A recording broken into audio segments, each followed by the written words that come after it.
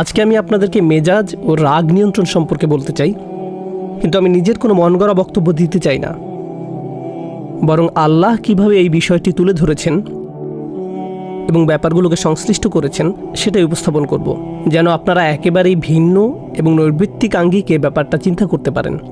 প্রথমত আল্লাহ বলছেন, ফামা উতিতুম মিন শাইইন ফামাতাউল হায়াতিদ দুনিয়া।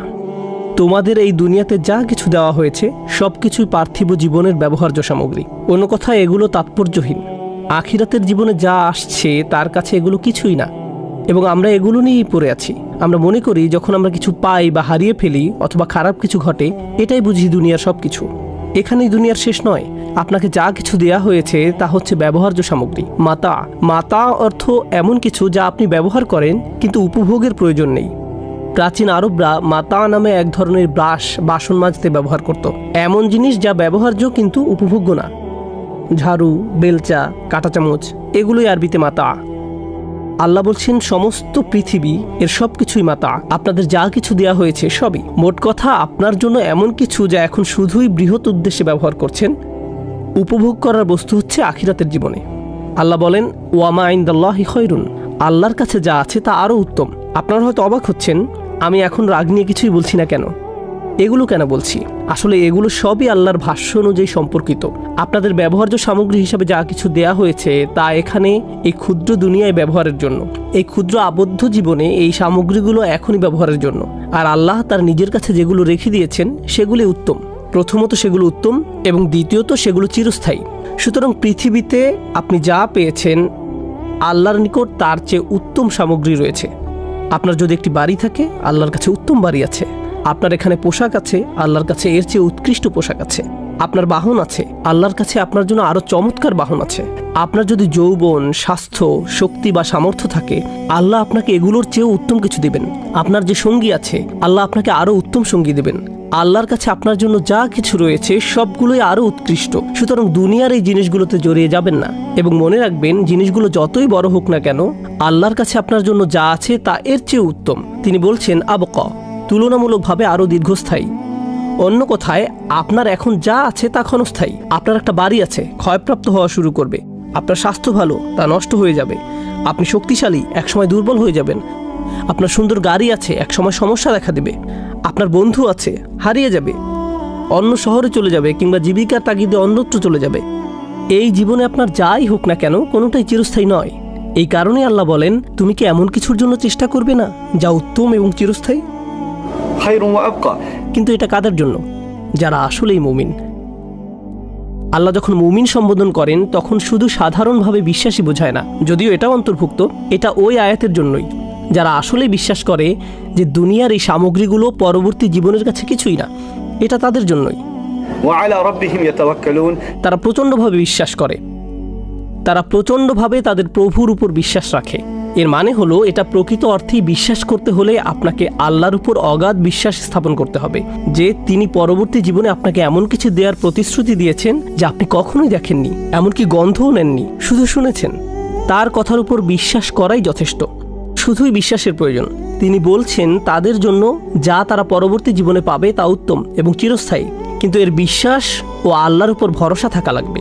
এরপর তিনি বলেন, ওয়াল্লাযীনা ইয়াজতানিবুনা কাবাইরাল ইসমি, এরা হলো সেই লোকেরা যারা আখিরাতকে দুনিয়ার উপর প্রাধান্য দেয়, যারা বোঝে এগুলো শুধুই ব্যবহার্য সামগ্রী, তারা কবিরা গুনাহ থেকে বিরত থাকে।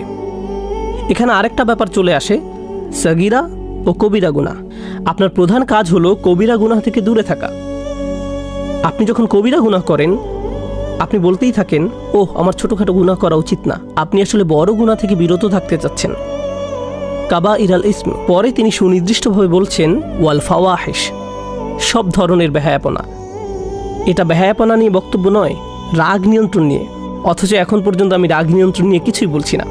আল্লাহ বলছেন কবিরা গুনাহসমূহ থেকে দূরে থাকা, এবং দূরে থাকো সব ধরনের কঠোরতা, অভদ্রতা আর নির্লজ্জতা হতে। এরপর তিনি বলেন, ওয়া ইযা মা গাদিবুহুম ইয়াগফিরুন, যখন তারা রেগে যায়। আমি এখনো বাক্যটা শেষ করিনি, কিন্তু এখন তিনি রাগ শব্দটি এনেছেন। দেখলেন কোথায় রাগ শব্দটি আনলেন? প্রথমে তিনি বললেন এই দুনিয়ায় আখিরাতের তুলনায় কিছুই না, কারণ এই দুনিয়া যদি সব হয়, ভুল কিছু হলেই আপনি রেগে যাবেন। কিন্তু এই দুনিয়া যদি আখিরাতের তুলনায় কিছুই না হয়, তবে কিছু পেলে বা হারালে অথবা ভুল হলে আপনার কাছে খুব বড় কিছু মনে হবে না। আপনি বলতে পারেন ইন্না লিল্লাহি ওয়া ইন্না ইলাইহি রাজিউন। নিঃসন্দেহে আমরা আল্লাহর কাছ থেকে এসেছি এবং আল্লাহর কাছেই ফিরে যাব। মোট কথা, আপনি সহজেই শান্ত থাকতে পারবেন। এটা ঘটবে যখন আপনি আত্মস্থ করবেন প্রথম শিক্ষাটি। দ্বিতীয় বিষয়টি হলো, আল্লাহ যেমনটি বলছেন বড় গুনাহ থেকে বিরত থাকা, তিনি বিশেষভাবে এটিকে উল্লেখ করেছেন সব ধরনের নির্লজ্জতা। নির্লজ্জতা কি? আপনার উত্তেজনা এবং আবেগকে নিয়ন্ত্রণের অক্ষমতা। আপনি উত্তেজিত হলেন, তা প্রকাশ করে ফেললেন। আপনার কোনো কিছু দেখার তাড়না জাগলো, আপনি বিরত না থেকে তাকিয়ে থাকলেন। আপনার কোনো জায়গায় যাওয়ার জিদ চাপলো, আপনি না পেরে চলে গেলেন। আপনার কারোর সাথে যোগাযোগ করার তাড়না জাগলো, আপনি বিরত থাকলেন না। এটা আল্লাহকে অখুশি করবে কিনা তা আপনার মাথায় এলো না। আপনি পারলেন না এই তাড়নাগুলো নিয়ন্ত্রণ করতে। আপনি যদি এই তাড়না ও আবেগগুলোর উপর নিয়ন্ত্রণ হারিয়ে ফেলেন, তাহলে যখন আপনি ক্ষিপ্ত হবেন তখনও আপনি নিয়ন্ত্রণহীন হয়ে পড়বেন। তাই যে ব্যক্তি নির্লজ্জ তার নিজের মেজাজের উপরও নিয়ন্ত্রণ নেই। কিন্তু যে তার লজ্জা সামনে রাখতে পারে এবং আবেগ নিয়ন্ত্রণ করতে পারে, যা কিনা আরও বেশি শক্ত, কারণ আমাদের সবারই উত্তেজনা আছে, আমাদের সব সময় তা সামনে রাখতে হয়। আপনি যদি তা পারেন, ক্ষিপ্ত হওয়া থেকে বিরত থাকা আরও সহজ হয়ে যাবে, আরও সহজ হয়ে যাবে।